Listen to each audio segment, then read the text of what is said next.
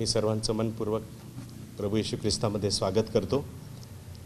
आज ईस्टर आहे आणि ईस्टर संडे निमित्त मी आज जरी तुम्ही घरात बसलेला आहात परंतु या ठिकाणून आजच्या ह्या भक्तीला सुरुवात करत आहे आणि ह्या भक्तीला सुरुवात करत असताना आपण आपले डोळे झाकू, प्रार्थना करू, आपली मस्तके नमूया आणि प्रभू पुढे लीन आणि नम्र होऊया। आपण प्रार्थना करू। हे आमच्या पवित्र थोर दयाळू प्रभू, आम्ही धन्यवाद देतो कारण तू युगानयुग राहणारा असा आमचा परमेश्वर आहे। तू आधी अनंत आहेस आणि म्हणून येशू ख्रिस्ताच्या नावामध्ये तुझ्या चरणापाशी तू आम्हाला आणलंस, म्हणून आम्ही तुझे आभार मानतो।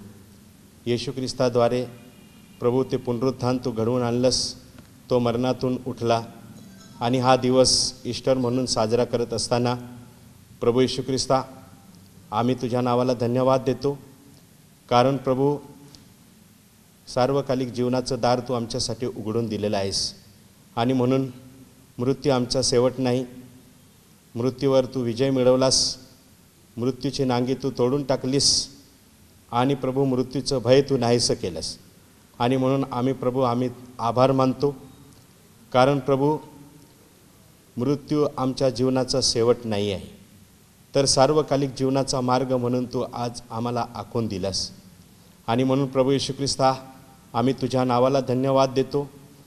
हे ईस्टरची भक्ती करत असताना आम्हाला कळून चुकलेलं आहे की तुझ्यामध्ये सार्वकालिक जीवन आहे आणि म्हणून प्रभू मृत्यूचा पार त्या गौरवी देशात जाण्याची आणि प्रभू तू आम्हाला आशा दिली आणि म्हणून ज्याचं तेज आणि वैभव तुझ्या सामर्थ्याने भरलेला आहे। जे गृह जो देश तुझ्या हाताने तू बनवलेला आहे आणि म्हणून आम्ही तुझ्या नावाला धन्यवाद देतो आणि ती सदाजीवी आशा तू आम्हाला दिली।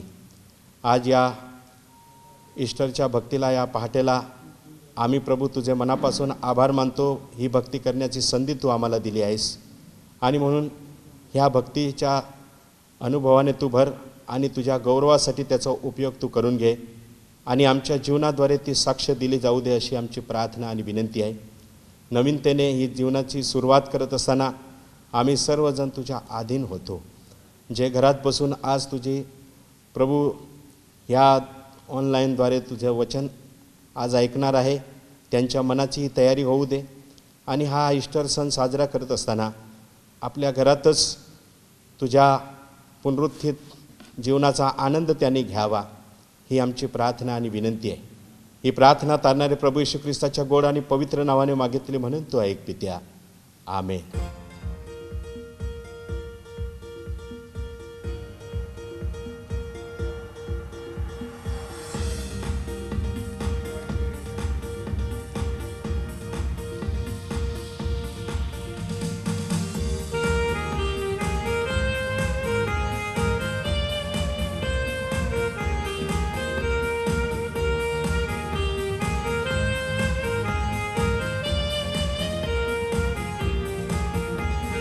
विजयी हुआ यीशु मेरा विजयी हुआ, विजयी हुआ, विजयी हुआ यीशु मेरा विजयी हुआ। शैतान हारा हुआ, मेरा यीशु विजयी हुआ। शैतान हारा हुआ, मेरा यीशु विजयी हुआ। विजयी हुआ, विजयी हुआ यीशु मेरा विजयी हुआ। विजयी हुआ, विजयी हुआ यीशु मेरा विजयी हुआ। शैतान हारा हुआ, मेरा यीशु विजयी हुआ।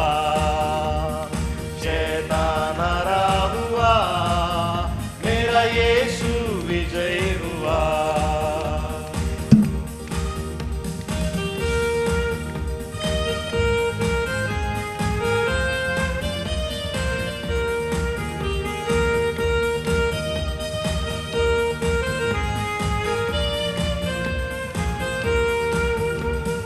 यीशु ने क्रूस पर शैतान के सिर को कुचल दिया। क्रूस विजयी होकर हमें विजयी जीवन दिया। यीशु ने क्रूस पर शैतान के सिर को कुचल दिया। मृत्यु पर विजयी होकर हमें विजयी जीवन दिया। हालेलुया हालेलुया, यीशु मेरा विजयी हुआ। हालेलुया हालेलुया, यीशु मेरा विजयी हुआ। शैतान हारा हुआ, मेरा यीशु विजयी हुआ। शैतान हारा हुआ, मेरा यीशु विजयी हुआ। विजयी हुआ विजयी हुआ, यीशु मेरा विजय हुआ। विजय हुआ विजय हुआ, यीशु मेरा विजय हुआ। शैतान हारा हुआ, मेरा यीशु विजयी हुआ। शैतान हारा हुआ, मेरा यीशु विजयी हुआ।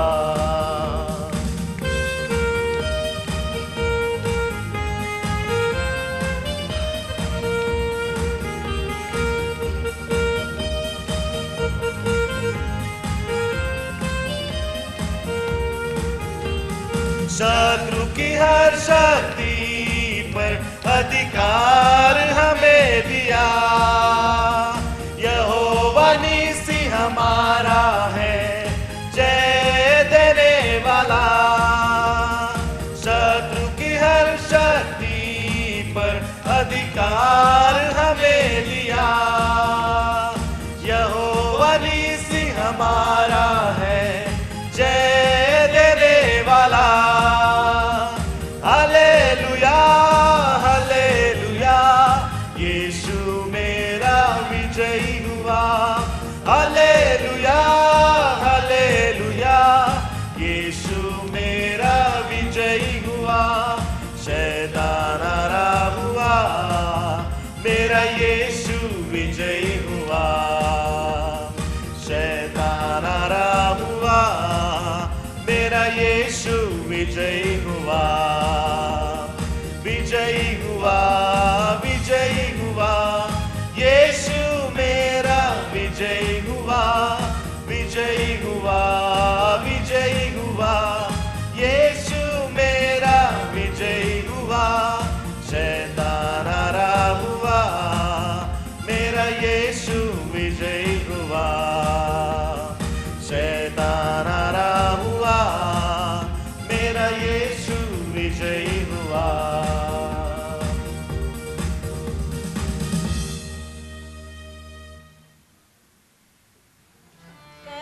जयकार प्रभु जी उठला, करा जयकार प्रभु जी उठला। विजयी झाला मृत्यूवरी, विजयी झाला मृत्यूवरी। करा जयकार प्रभु जी उठला, करा जयकार। कुठे मोह पापे बसली दडून, कुठे मोह पापे बसली दडून। पळाला सैतान कुठे आता, पळाला सैतान कुठे आता। करा जयकार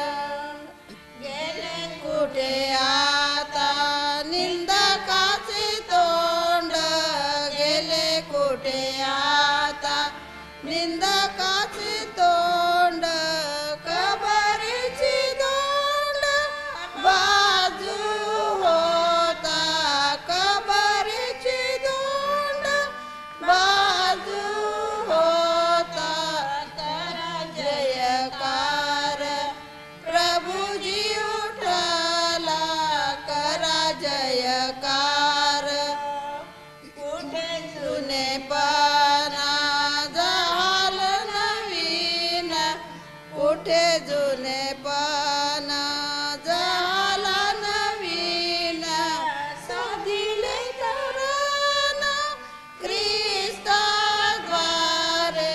साधिले तरुण ख्रिस्ताद्वारे करा जयकार प्रभुजी उठला करा जयकार विजय विजय हृदय विजय विजय विजय हृदय विजय करा जय जय महाघोष करा जय जय महाघोष करा जयकार प्रभुजी उठला करा जयकार प्रभू उठला मज दिसला हो अद्भुतला प्रभू उठला मज दिसला हो झाला विजयी मरणावरती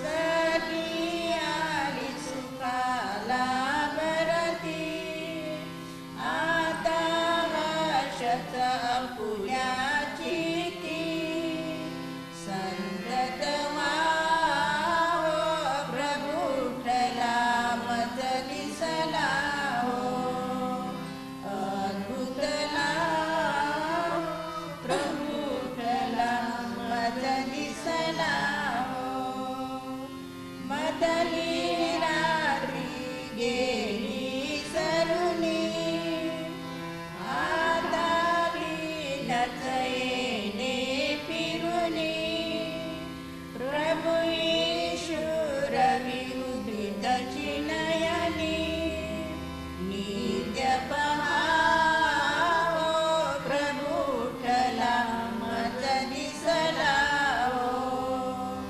अद्भुतला प्रभू उठला मज दिसला हो माझा विचार प्रभुमय झाला भरला उचारी भरला आचारी तर तो संचरला नित्य चिराव प्रभू उठला मज दिसला हो अद्भुतला हो प्रभू उठला मज दिसला हो काही विशेष सूचना आहेत त्या मी तुम्हाला सांगू इच्छितो. आपल्या घरातून बाहेर निघू नका, घरातच राहा आणि हात स्वच्छ करा. त्याचप्रमाणे आपले मुख्यमंत्री आहे, पंतप्रधान आहे, आपल्या देशातील प्रियजन आहे, नर्सेस बंधू बहिणी आहे, पोलीस यंत्रणा आहे आणि इतर देशातील जे आजारी बांधव आहे त्यांच्यासाठी प्रार्थना करा आणि तुम्ही प्रार्थनेमध्ये राहा. देवबाप तुम्हाला आशीर्वाद देव. यावेळेस बायबलमधील देवाचं जे वचन आहे ते आपण वाचणार आहोत आणि माननीय सेक्रेटरी सी.के. पाडवी हे पुढे येतील आणि बायबलचे काही वचने ते वाचून दाखवतील. सर्व बंधू भगिनींना ईस्टरच्या शुभेच्छा. आज ईस्टर आहे, पुनरुत्थानचा दिवस आहे आणि आज जरी आपण चर्चमध्ये आपण भक्ती उपासना करू शकत नाही तरी आपण जे लाईव्ह टेलिकास्ट होणार आहे त्यामध्ये आपण ऐकू शकतात आणि जे आमचे बांधव आहे त्या सर्वांसाठी हीच प्रार्थना करतो की या जो संदेश आहे आज बाळासाहेब तो संदेश देत असताना तो आपण वाचूया आणि त्या वचनाप्रमाणे आपण आचरण करूया. मी शास्त्रभाग वाचतो. कलसेकरास पत्र याचा 3 अध्याय आणि 1 ते 11 वचन मी आपणा साठी वाचून दाखवतो. ख्रिस्ताबरोबर पुनरुत्थित होण्याचे परिणाम. म्हणून तुम्ही ख्रिस्ताबरोबर उठविले गेला आहात, तर ख्रिस्त देवाच्या उजवीकडे जेथे बसला आहे तेथल्या वरील गोष्टी मिळवण्याचा प्रयत्न करा. वरील गोष्टींकडे मन लावा, पृथ्वीवरील गोष्टींकडे लावू नका. कारण तुम्ही मृत झाला आहात आणि तुमचे जीवन ख्रिस्ताबरोबर देवामध्ये गुप्त ठेवलेले आहे. आपले जीवन जो ख्रिस्त तो प्रगट केला जाईल तेव्हा तुम्हीही त्याच्याबरोबर गौरवात प्रगट केले जाल. तर पृथ्वीवरील तुमचे अवयव म्हणजे जार कर्म, अमंगळपणा, कामवासना, कुवासना व लोभ याला मूर्तिपूजा म्हणावे. हे जिवे मारा, त्यामुळे देवाचा कोप होतो. तुम्ही पूर्वी ज्या वासनात जगत होता तेव्हा त्यामध्ये तुम्ही चालत होता. परंतु आता क्रोध, संताप, दुष्टपणा, निंदा, मुखाने शिवीगाळ करणे ही सर्व आपणापासून दूर करा. एकमेकाशी लबाडी करू नका, कारण तुम्ही जुन्या मनुष्यास त्याच्या कृतीसह काढून टाकले आहे आणि जो नवा मनुष्य आपल्या निर्माणकर्त्याच्या प्रतिरूपाप्रमाणे पूर्ण ज्ञानात नवा केला जात आहे त्याला तुम्ही धारण केले आहे. त्यात हेल्लनी व यहुदी, सुनता झालेला व न झालेला, बर्बर व स्तुती, दास व स्वतंत्र हा भेदच नाही, तर ख्रिस्त सर्व काही आहे आणि तो सर्वात आहे. देव वाचलेल्या वचनावर आपल्या सर्वांना आशीर्वाद देवो. यावेळेस आपण प्रेषितांचा मत अंगीकार म्हणून घेऊया. सर्व समर्थ देव जो पिता, आकाश व पृथ्वी यांचा उत्पन्न करता, याविषयी मी विश्वास धरितो. येशू ख्रिस्त त्याचा एकुलता एक पुत्र आमचा प्रभू, जो पवित्र आत्म्याच्या योगाने गर्भरूप झाला, कुमारी मरियेच्या उदरी जन्मास आला, ज्याने पंत पिलात्याच्या वेळेस दुःख भोगिले, ज्याला कृषी दिले, जो मरण पावला व ज्याला पुरिले, जो अधोलोकात उतरला, 3ऱ्या दिवशी मेलेल्यातून पुन्हा उठला, स्वर्गात चालला आणि सर्व शक्तिमान देव जो पिता त्याच्या उजवीकडे बसला आहे. तेथून जिवंतांचा व मेलेल्यांचा न्याय करावयास जो येणार आहे त्याचवर मी विश्वास ठेवितो. पवित्र आत्मा, पवित्र सार्वत्रिक मंडळी, पवित्र जनांचा सहभागीपणा, सार्वकालिक जीवन, याविषयी मी विश्वास धरितो. आमेन. यावेळेस देवाच्या वचनाच्या सेवाकडे आपण जाणार आहोत आणि पास्टर रविकांत गावित आहे, हे पुढे येतील आणि ईस्टर संडे निमित्ताने विशेष देवाचं बायबल वचनातून संदेश ते आपल्याला देतील. पुन्हा एक वार मी देवाच्या मंडळीला जे आज घरी आहे आणि आमच्या या ऑनलाईन होणाऱ्या प्रार्थनेमध्ये जे तुम्ही घरी बसून सहभागी झालेला आहात त्याबद्दल मी देवाच्या नावाला धन्यवाद देतो.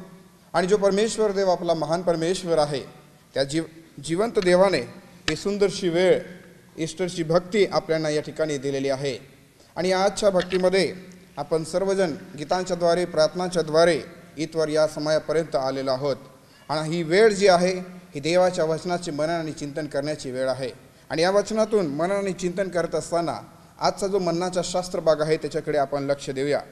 आजचा जो मन्नाचा शास्त्र भाग आहे मार्काचे शुभवर्तमान याचा 16वा अध्याय वचन 1 ते 8 वचनामध्ये असं लिहिलेलं आहे. आपणा सर्वांसाठी मी वाचतो. नंतर शब्बात गेल्यावर मगदलिया मरिया, याकोबाची आई मरिया व सलोमे यांनी तिकडे जाऊन त्याला लावण्याकरता सुगंधी द्रव्ये विकत घेतली. आणि आठवड्याच्या पहिल्या दिवशी भल्या पहाटेस सूर्योदयाच्या समयी त्या कबरेजवळ आल्या. तेव्हा त्या एकमेकींना म्हणत होत्या, आपल्याकरता कबरेच्या तोंडावर धोंड कोण लोटील? त्यांनी वर पाहिले तो धोंड एकीकडे लोटलेली आहे असे त्यांना दृष्टीस पडले. ती तर फारच मोठी होती. मग कबरेच्या आत त्या गेल्या तेव्हा पांढरा झगा घातलेला एक तरुणाला उजव्या बाजूस बसलेले पाहून त्या चकित झाल्या. तो त्यांना म्हणाला, चकित होऊ नका. वधस्तंभावर खिळलेला येशू नासरेतकराचा शोध तुम्ही करीत आहात. तो उठला आहे, तो येथे नाही. त्याला ठेवले होते ती ही जागा पहा. तर जा, आपल्या शिष्यांना व पेत्रालाही सांगा की तो तुमच्यापुढे गालिलात जात आहे. त्याने तुम्हाला सांगितले होते त्याप्रमाणे तो तेथे तुमच्या दृष्टीस पडेल. मग त्या बाहेर निघून कबरेपासून पळाल्या, कारण त्या कापत होत्या व विस्मित झाल्या होत्या. त्यांनी कोणाला काही सांगितले नाही, कारण त्या भयभीत झाल्या होत्या. तर परमेश्वराचं वचन या ठिकाणी आपण वाचलेलं आहे. आणि परमेश्वराचं पुनरुत्थान आणि परमेश्वराने मानवजातीसाठी जे काही केलेलं आहे त्या सर्व गोष्टी आपण या ठिकाणी वाचलेल्या आहे आणि पाहिलेल्या आहे. गेल्या उत्तम शुक्रवारी आपण पाहिलं की मनुष्यासाठी आणि मनुष्याला जसं स्थापन केलं होतं, निर्माण केलं होतं उत्पत्तीच्या पुस्तकापासून, त्या समयापासून तर येशू ख्रिस्ताला वधस्तंभाला खिळेपर्यंत मानवाचं जे पाप वाढलेलं होतं त्या पापाचं बलिदान, सुटका, तारण, मुक्ती ही गरजेची होती. आणि त्याच्यासाठी परमेश्वर देहरूपाने येऊन या सर्व गोष्टी तुमच्या आमच्यासाठी, आमच्या अपराधांसाठी त्यांनी या सर्व गोष्टी सहन केल्या. आणि आमच्या अपराधांसाठी त्यांनी आपला प्राण त्या ठिकाणी सोपून दिलेला आपल्याला पाहायला मिळतो. आणि ज्यावेळेस त्यांनी भाकीत केलं होतं की जो माझा प्राण आहे तो मला देण्याचा आणि घेण्याचा अधिकार आहे, म्हणजे मरणाचा आणि जीवनाचा अधिकार जो त्याच्याकडे आहे, त्या सर्व गोष्टी त्यांनी या ठिकाणी पूर्ण करताना आपल्याला पाहायला मिळतं. आणि म्हणून या शास्त्र भागामध्ये या ठिकाणी ज्या स्त्रिया आहे, त्या स्त्रिया त्या ठिकाणी सुगंधी द्रव्य घेऊन त्या समयामध्ये ज्या रीतिरिवाज होते, जी परंपरा होती त्यानुसार त्या ठिकाणी त्या गेलेल्या आहे. यासाठी की ते सुगंधी द्रव्य त्याच्या शरीराला त्यांनी लावावं म्हणून त्या कबरेकडे त्या ठिकाणी ते गेलेले आहे. आणि त्या विचारांमध्ये आहे की आता हे कसं होईल, आपण तर स्त्रिया आहे म्हणा किंवा आपल्याकडे तेवढी ताकद नाही म्हणा, आणि त्या ठिकाणीची धोंड आहे, म्हणजे दगडाचं एक धोंड आहे आणि तिला आपल्याला लोटण्याची शक्ती आपल्याकडे नाही. ते त्यांनी पाहिलं आणि ते पाहिल्यानंतर आपल्याला पाहायला मिळतं की ती जी धोंड होती ती सरकलेली त्यांनी पाहिलं आणि त्यांना ते नवल वाटलं, ते चकित झाल्या आणि ते धावत जाऊन कबरेमध्ये गेल्या. आणि पाहतात तर त्या ठिकाणी एक पांढरा झगा घातलेला एक तरुण त्या ठिकाणी त्यांना दिसला, एक देवदूत त्या ठिकाणी त्यांना दिसला. आणि त्या देवदूतांनी सांगितलं आहे की तुम्ही ज्याला शोधत आहे, म्हणजे येशू नासरेतकराचा शोध ज्या तुम्ही करत आहे, तो आता इथं नाही आहे, तर तो उठला आहे, असं या ठिकाणी त्यांनी म्हटलेलं आहे. आणि जे त्यांनी सांगितलं होतं तो आता पूर्ण करत आहे असं सांगून त्यांना माघारी लावलेलं आपल्याला पाहायला मिळतं. तर या ठिकाणी जे म्हटलेलं आहे की प्रभू ज्यांनी आपला प्राण त्या ठिकाणी मनुष्याला पापापासून सोडवण्यासाठी दिला, त्या मानवासाठी परमेश्वराची ही योजना होती आणि ही योजना त्यांनी या ठिकाणी पूर्ण केलेली आहे. आणि ही योजना पूर्ण करत असताना वचनामध्ये परमेश्वराने भाकी दिलेलं होतं. मत्ताईच्या शुभवर्तमानामध्ये 20वा अध्याय वचन 19 परमेश्वर असं म्हणतो, आणि थट्टा करण्यास, फटके मारण्यास व वधस्तंभावर खिळण्यास त्याला परराष्ट्रांच्या स्वाधीन करतील आणि 3ऱ्या दिवशी तो पुन्हा उठवला जाईल. तर या सगळ्या गोष्टी मनुष्य जे पापांमध्ये होता त्या पापांसाठी परमेश्वराने स्वतः आपल्या जीवनामध्ये त्यांनी ते केलेले आहे, जेणेकरून मनुष्य त्याला ते पाहून स्वीकारावं. कारण मनुष्य जो होता तो अतोनात पापांनी, अतोनात भयंकर समस्यांमध्ये किंवा पापांमध्ये वाढत गेल्यामुळं त्याचं या जगामधलं त्याचं जे वास्तव्य आहे ते धोक्यामध्ये आलेलं आहे. एवढंच नाही तर तो जगत आहे, तो जीवन जगत आहे, परंतु त्याच्यामध्ये प्रेम, माया आणि जे परमेश्वराने शिकवलेलं आहे ते कोणत्याही प्रकारचे गुण आम्हाला त्या ठिकाणी पाहायला मिळत नाही. आणि म्हणून ही सगळी गोष्टी किंवा जे परमेश्वराचं वचन आहे त्याच्या पूर्तीसाठी परमेश्वराने पूर्ण केलेलं आहे. आता या ठिकाणी एक प्रश्न निर्माण होतो, तो असं की ख्रिस्ताचे पुनरुत्थान का झाले किंवा तो त्या ठिकाणी 3ऱ्या दिवशी पुन्हा का उठला. तर त्याच्यामध्ये किमान आपल्याला जर पाहिलं तर आपल्याला 7 गोष्टी बघायला मिळतील. आणि त्या 7 गोष्टींकडे आपण लक्ष देऊ की परमेश्वर काय म्हणतो. वचनामध्ये असं म्हणलेलं आहे किंवा पहिली गोष्ट अशी म्हणते की शास्त्रलेख पूर्ण व्हावा म्हणून त्याचं पुनरुत्थान झालेलं आहे, म्हणून तो उठवला गेलेला आहे. आणि आमचा प्रभू हा जिवंत आहे हे दाखवण्यासाठी त्या ठिकाणी ते पूर्ण करण्यात आलेलं आहे. लूक याचा 24वा अध्याय वचन 44 तर 49 असं म्हटलेलं आहे, मग तो त्यांना म्हणाला, मी तुमच्याबरोबर असताना तुम्हाला सांगितलेली माझी वचने हीच आहेत की मोशेचे नियमशास्त्र, संदेष्ट व स्तोत्रे यात माझ्याविषयी जे लिहिले आहे ते सर्व पूर्ण होणे अवश्य आहे.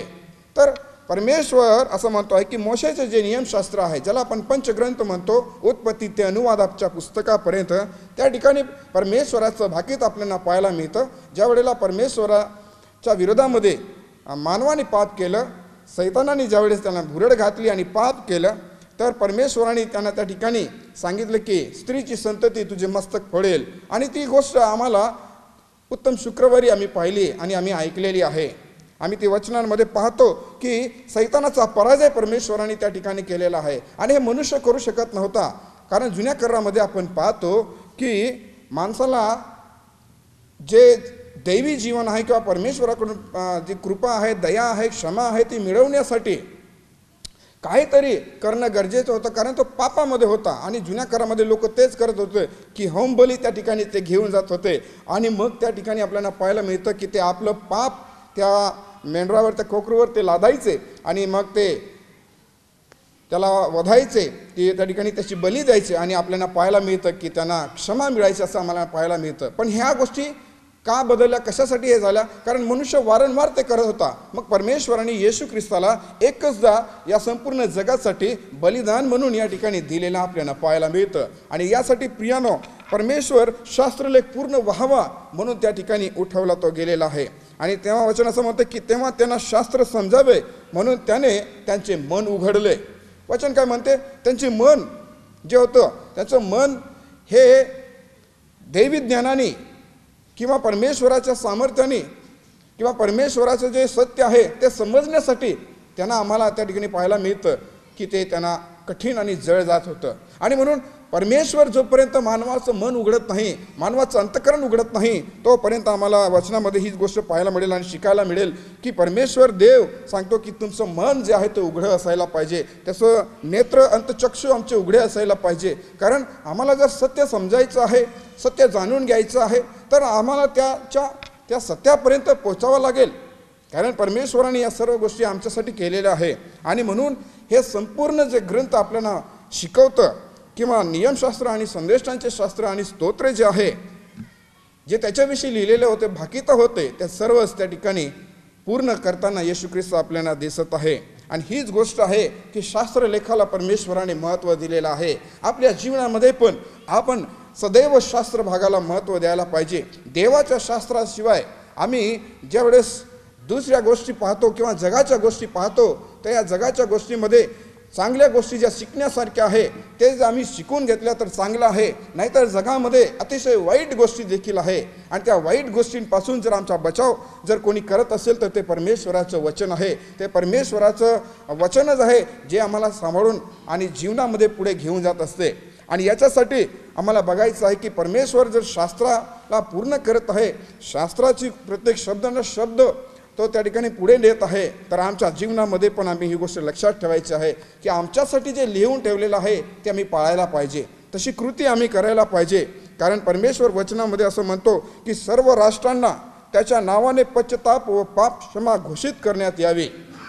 म्हणजे मग ज्यावेळेस मनुष्य त्याच्याविषयी ऐकेल, ज्यावेळेस मनुष्य त्याच्याविषयी वाचेल आणि त्याच्याकडे लक्ष देईल, तर त्या मानवाने प्रथम आपल्या जीवनाचा पश्चाताप करायचा आहे.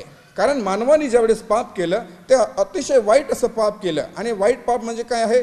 या ठिकाणी डोळ्याची वासना, देहाची वासना आणि संसाराची फुशारकी, या तिन्ही गोष्टींमध्ये मनुष्य अतिशय आपलं जीवन जे आहे तो जगत आहे.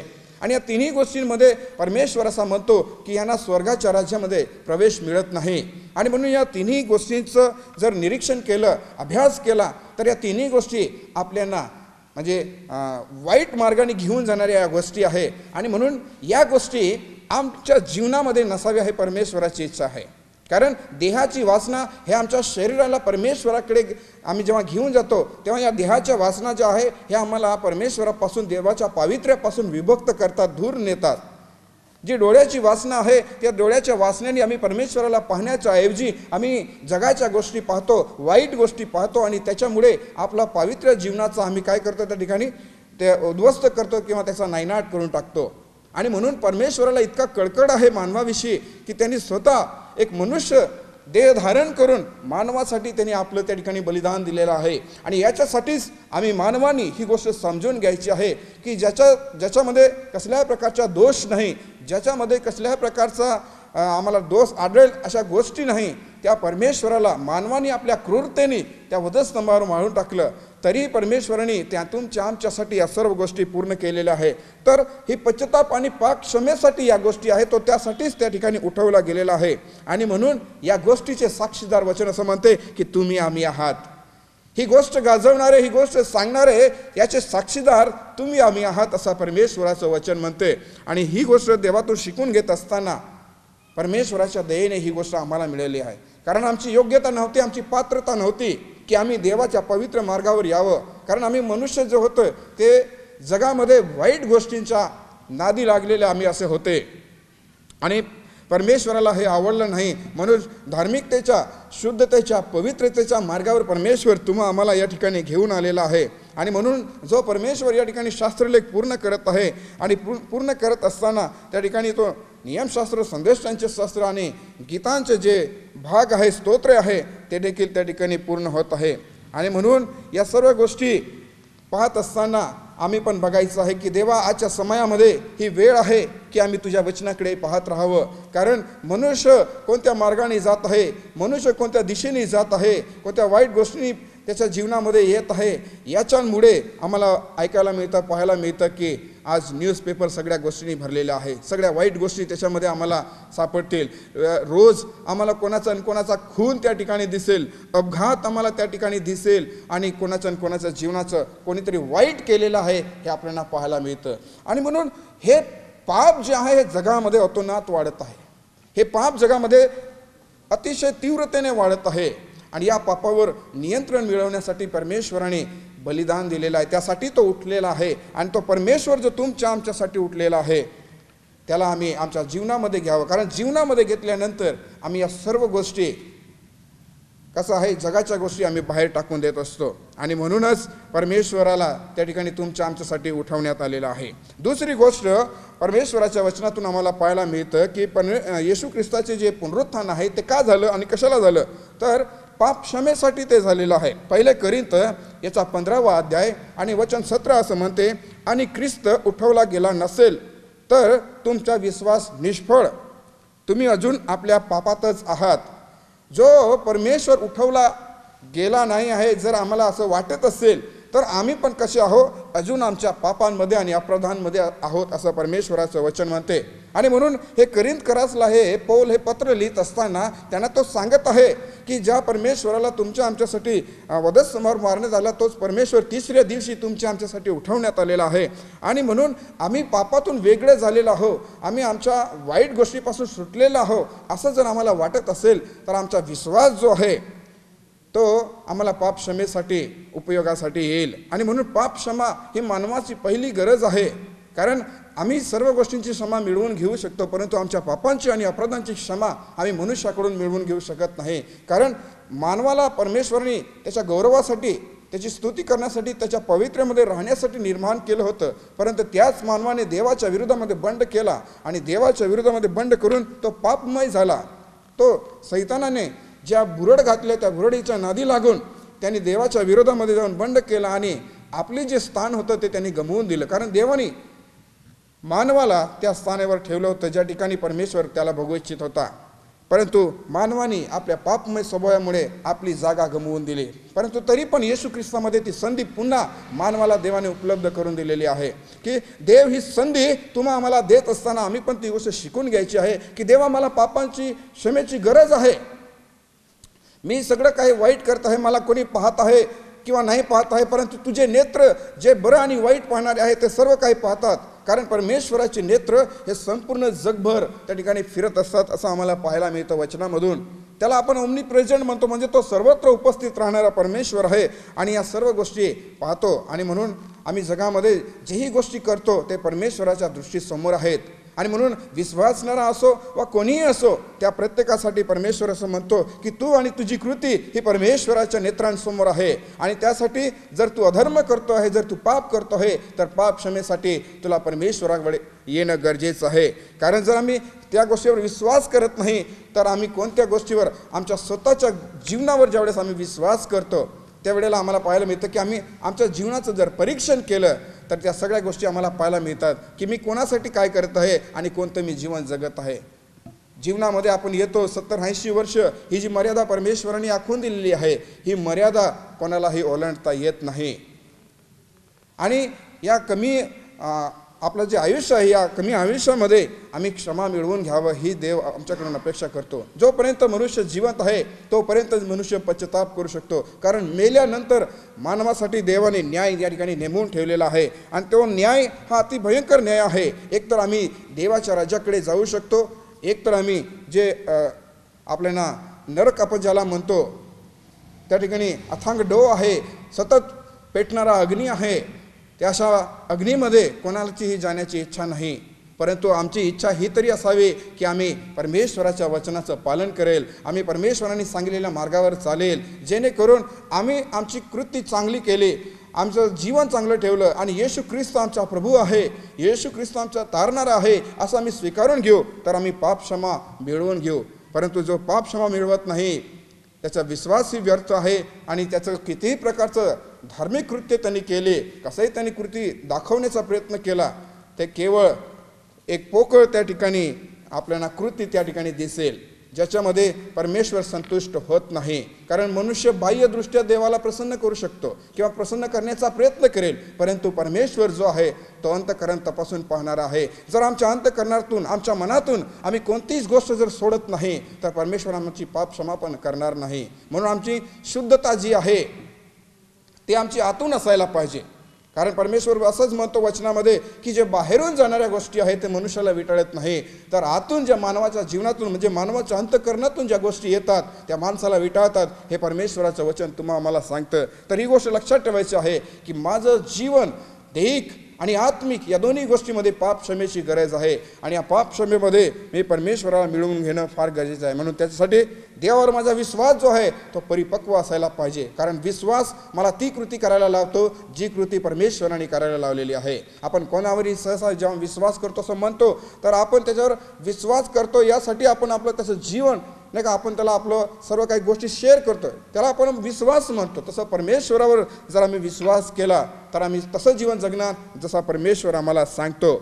तिसरी गोष्ट देवाच्या वचनातून आम्हाला पाहायला मिळतं की त्याचं पुनरुत्थान काय झालं, कशाला झालं, तर ते झालं न्यायीपणासाठी.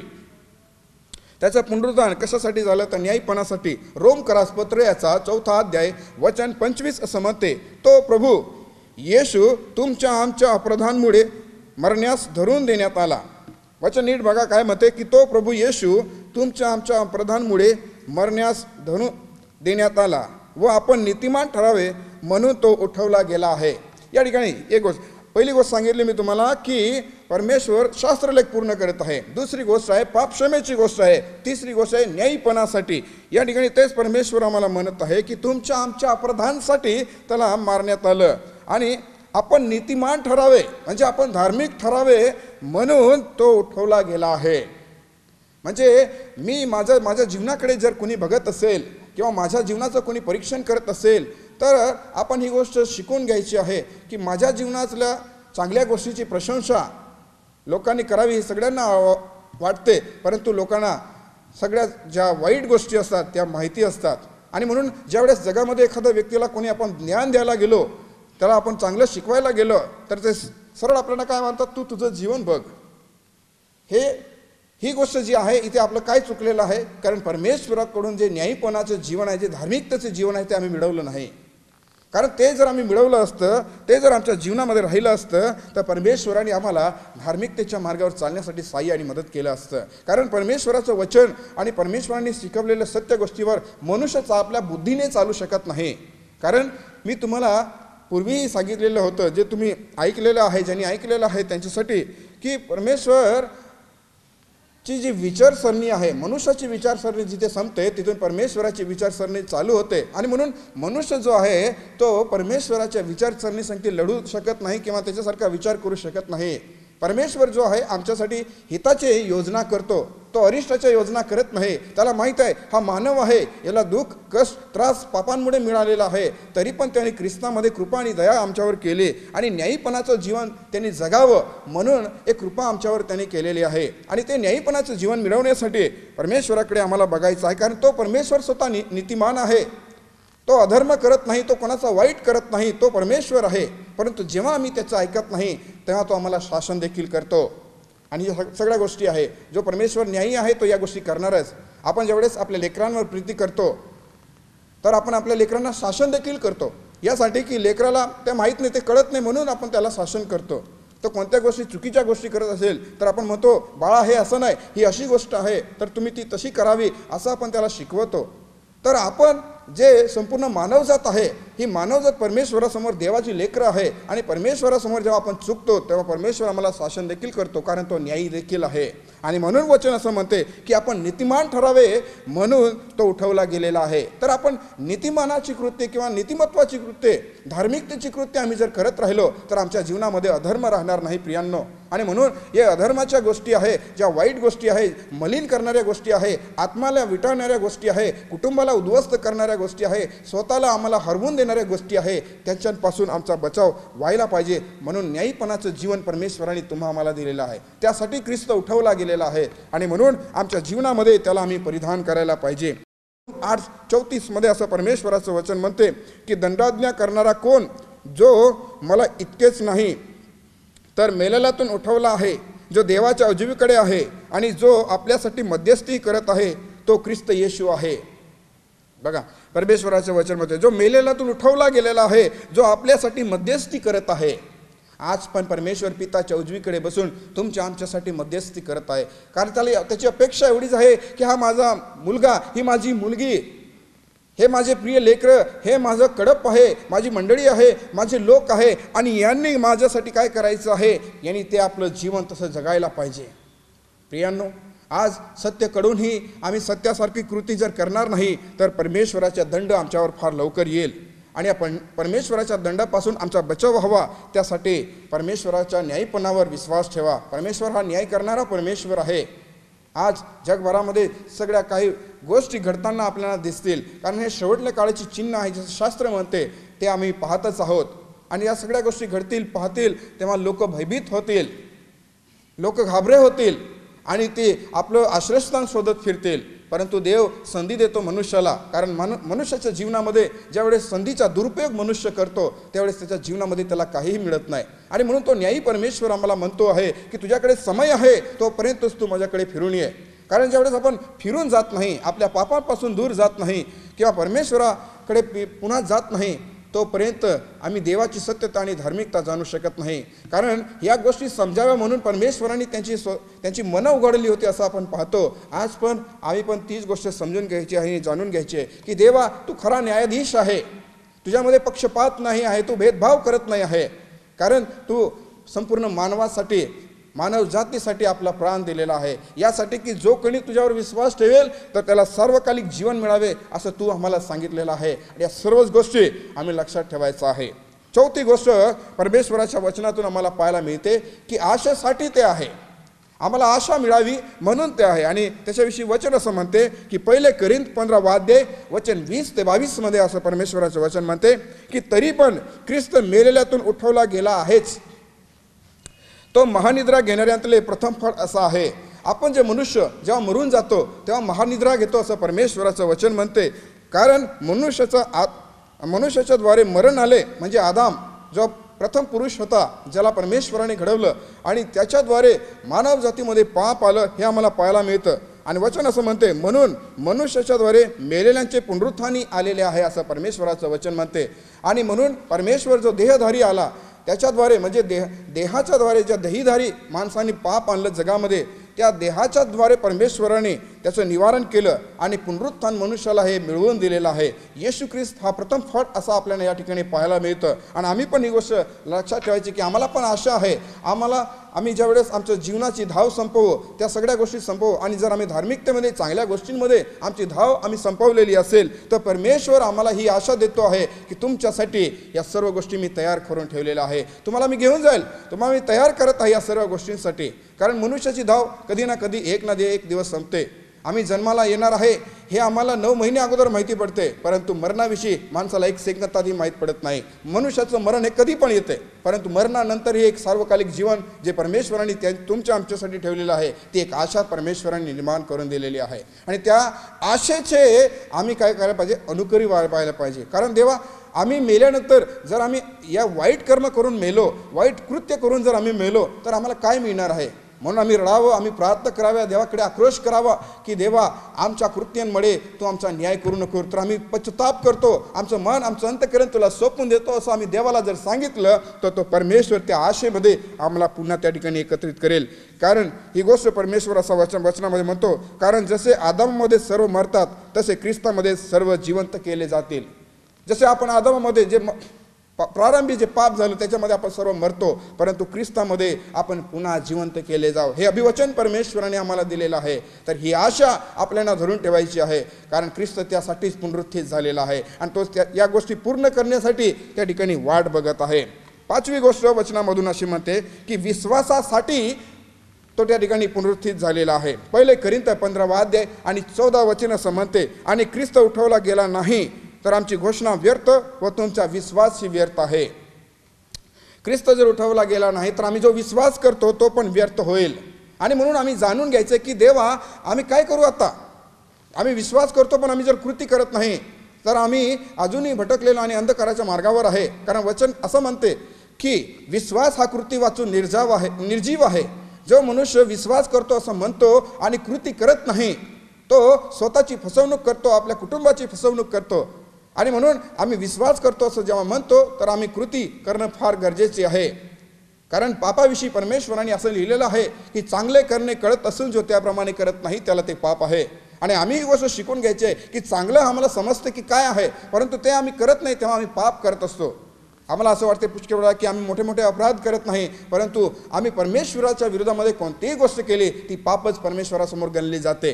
कारण परमेश्वर आमचं अंतर्याम जाणतो, आमचं मन तो ओळखतो. कारण हे जग आम्हाला बाह्यदृष्ट्या पाहते, परंतु परमेश्वर जो आहे तो आम्हाला बाहेरून पण पाहतो आणि आमच्या मनात कोणत्या गोष्टी चाललेल्या आहेत त्या देखील तो पाहतो. आणि म्हणून आमचा विश्वास कसा असायला पाहिजे, तो असा असायला पाहिजे जसं त्यांनी म्हटलं की तुमचा विश्वास असा असू द्या की एखाद्या पहाडाला तुम्ही सांगाल की इथून हटून तिथे निघून जा, तर तो तिथे जायला तयार व्हायला पाहिजे. इतका तुमचा विश्वास असायला पाहिजे. ते एक्झाम्पल ज्याला आपण उदाहरण म्हणतो ते परमेश्वराने दिलेलं आहे. परंतु त्या अशा कृती करण्यासाठी परमेश्वराची परीक्षा मनुष्याने पाहू नये. कारण वेळ आणि समय प्रत्येक गोष्टीसाठी परमेश्वराने दिलेला आहे.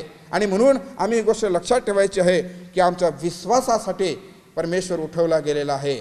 मनुष्याने विश्वास करावा त्यासाठी परमेश्वर उठवला गेलेला आहे.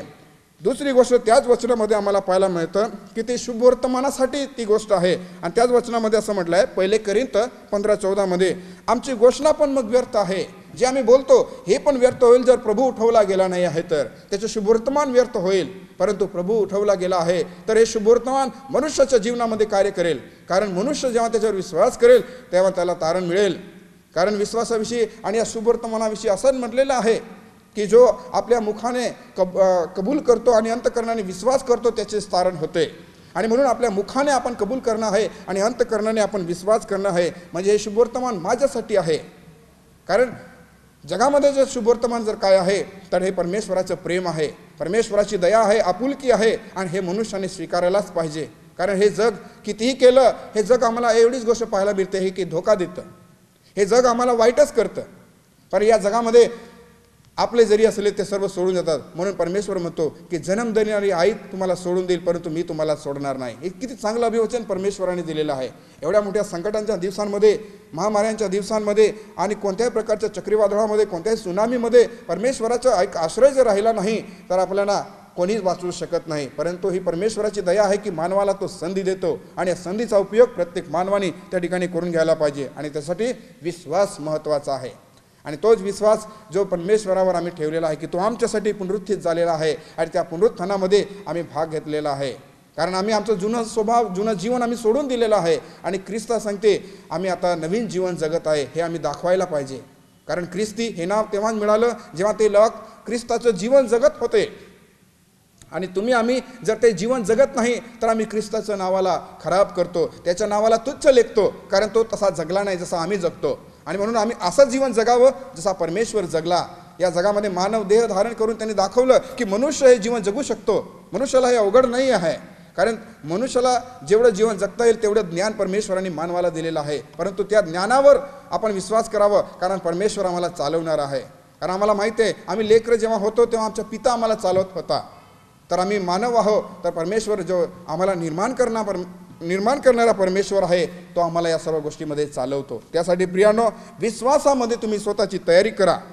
पुढे आम्हाला 7वी गोष्ट वचनामधून पाहायला मिळते की तो देवाचा पुत्र आहे याचं प्रमाण त्या ठिकाणी पूर्ण व्हावं म्हणून तो उठवला गेलेला आहे. कारण तो देवाकडून आलेला आहे, तो देवाचा पुत्र आहे, तो स्वतः परमेश्वर आहे, म्हणून ह्या गोष्टी या ठिकाणी झालेल्या आहे. आणि तो म्हटलं रोमकरास पत्र याचा 1 अध्याय वचन 4 मध्ये त्यांनी असं म्हटलं, व पवित्रतेच्या आत्म्याच्या दृष्टीने तो मृतांच्या पुनरुत्थानाच्या द्वारे पराक्रमाने देवाचा पुत्र असा निश्चित ठरलेला आहे. तो जेव्हा पुनरुत्थित झाला तर एक शिक्कामोर्तब झालं या जगामध्ये की तो आता पुनरुत्थान होऊन पराक्रमाने पवित्र आत्म्याच्या द्वारे तो त्या ठिकाणी उठवला गेलेला आहे.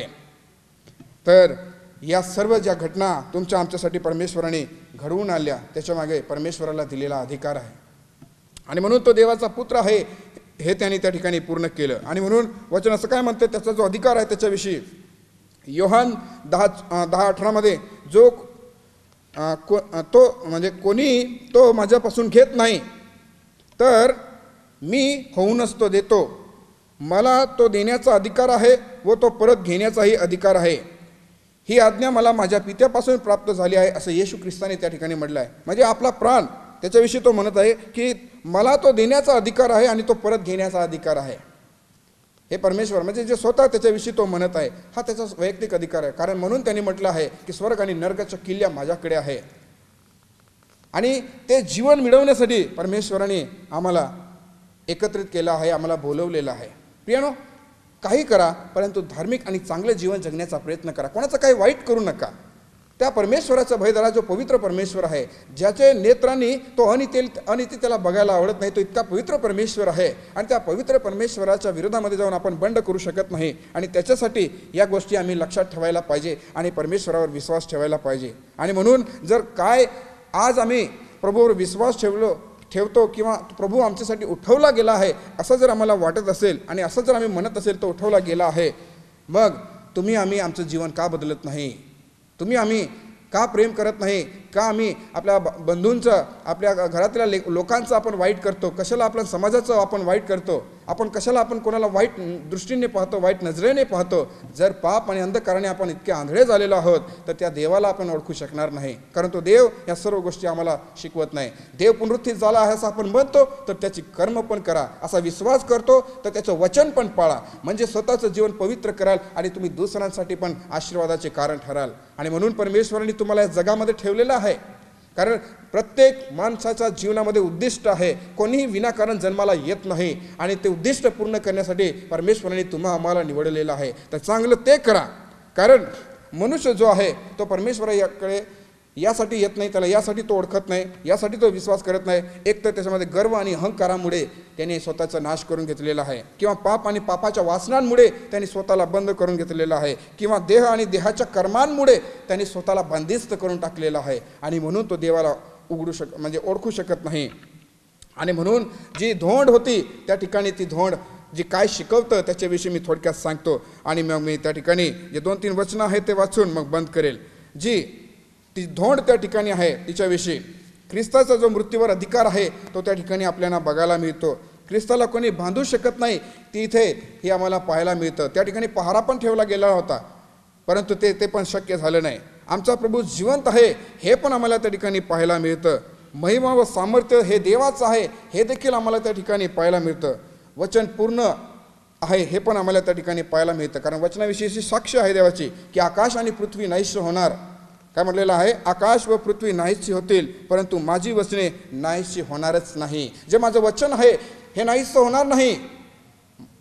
माणसाला शेवटच्या काळी चांगल्या गोष्टींचा दुष्काळ पडेल, माणसाला चांगल्या गोष्टी ऐकायला मिळणार नाही याचा दुष्काळ पडेल, देवाचं वचन त्याला मिळणार नाही याचा दुष्काळ पडेल. म्हणून माणसाने ते समजून घ्यायचं आहे. आणि आमचा प्रभू जे सत्य बोललेलं आहे ते इथवर त्यांनी पूर्ण केलेलं आहे आणि त्या सत्यावर आम्ही विश्वास ठेवायचा आहे. जेणेकरून आम्ही विश्वास ठेवणार तर आम्ही ही गोष्ट शिकून घेणार की सत्य तुम्हाला कळेल आणि सत्य तुम्हाला बंधमुक्त करेल. जोपर्यंत आम्हाला सत्य कळत नाही आणि समजत नाही तोपर्यंत आम्ही सुटणार नाही. कारण प्रभू आमच्यासाठी उठवला गेलेला आहे आणि म्हणून आम्ही त्याच्यावर विश्वास ठेवू शकतो. आम्ही जे आहे ते त्याच्यावर विश्वास ठेवू शकतो. कारण तुम्हाला पाचार करणारा विश्वसनीय आहे. देवावर जेव्हा मनुष्य विश्वास ठेवतो आम्ही त्याच्यावर विश्वास ठेवू शकतो. मनुष्यावर आम्ही विश्वास ठेवतो तो कोणत्या स्वार्थासाठी ठेवत असेल, काही जगातली गोष्टी मला मिळेल म्हणून तो आपल्यासाठी प्रेमाने बोलतो. जेव्हा आपण कोणाला काही देत नाही ना, कोणी कोणावर प्रेम करत नाही. पण देव असा आहे त्याला काही दिलं नाही तरी पण तो आमच्यावर प्रीती करतो. म्हणून त्यांनी आपलं बलिदान त्या ठिकाणी दिलं, म्हणून तो उठवला गेला. स्वार्थापोटी प्रीती केलेली सगळं काही व्यर्थ आहे आणि आपल्याच लोकांना आपण प्रीती करणं ते पण व्यर्थ आहे.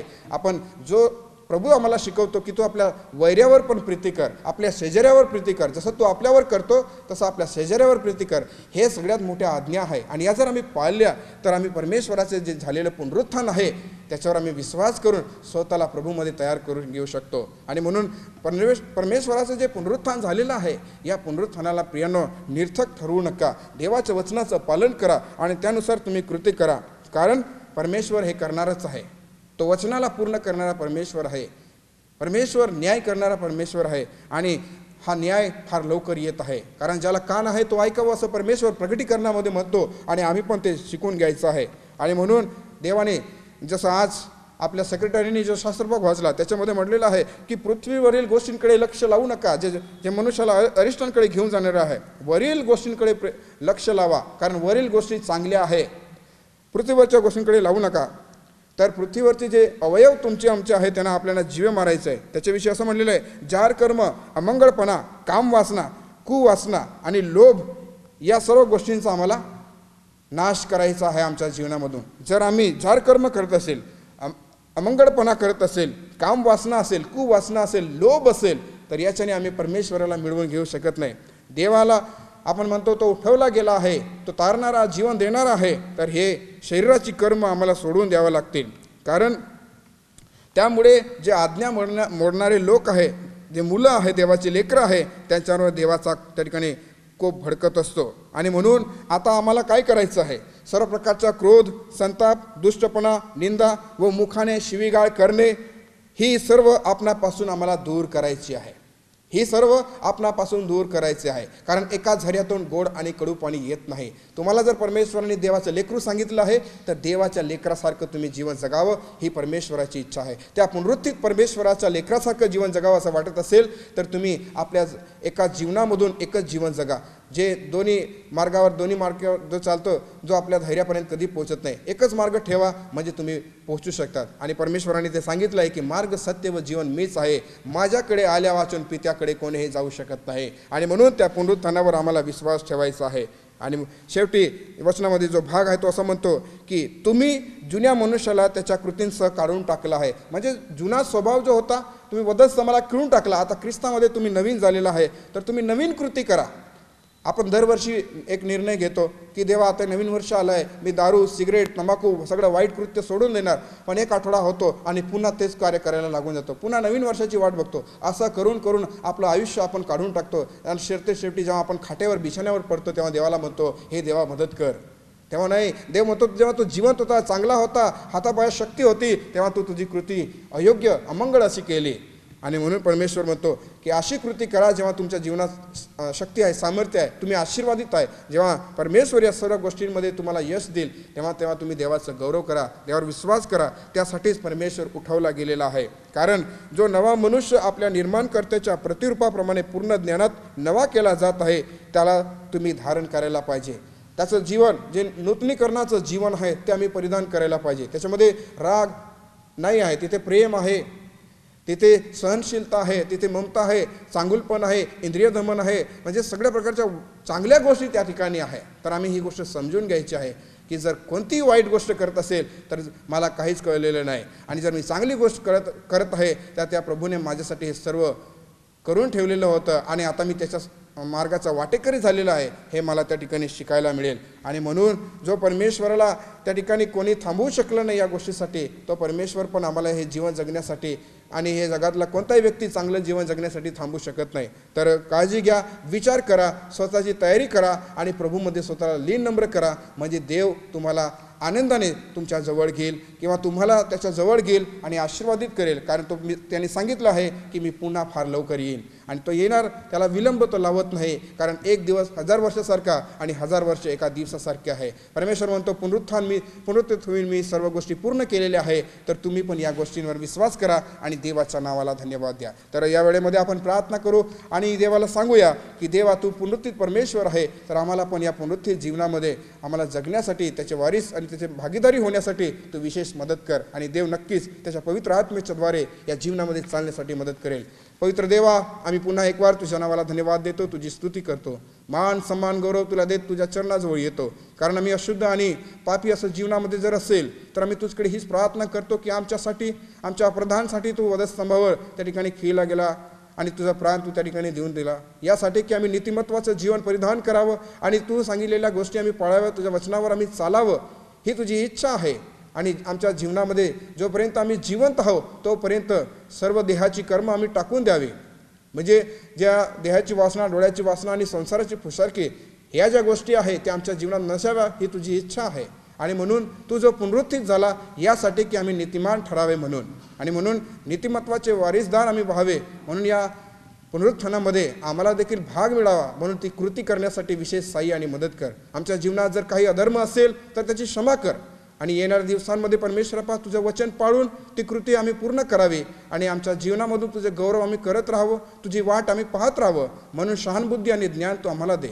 प्रभू परमेश्वर बापा, ज्या संकटाच्या समयामध्ये संपूर्ण जग जात आहे, या समयामध्ये तू प्रत्येक व्यक्तीला साई आणि मदत कर.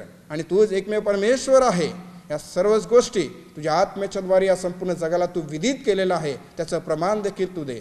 कारण तू परमेश्वरापा रोगमुक्त करणारा आमचा परमेश्वर देखील आहे. आणि म्हणून या सर्व गोष्टी आम्ही तुझ्या हातामध्ये सोपून देतो.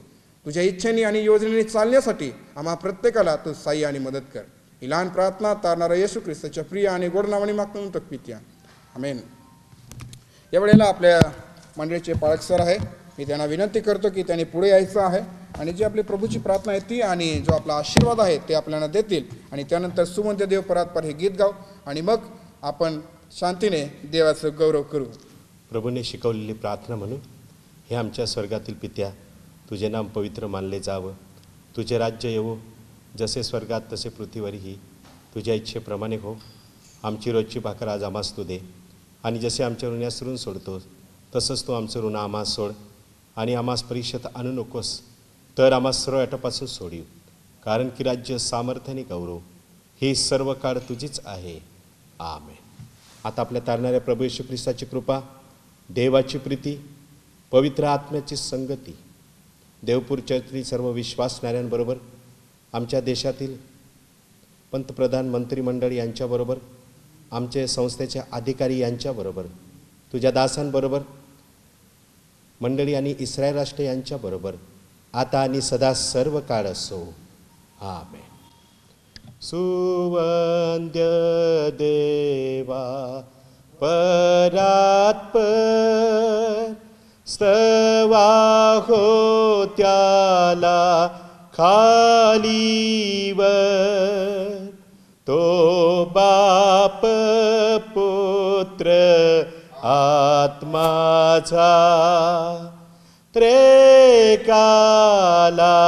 द्या अनंत मान.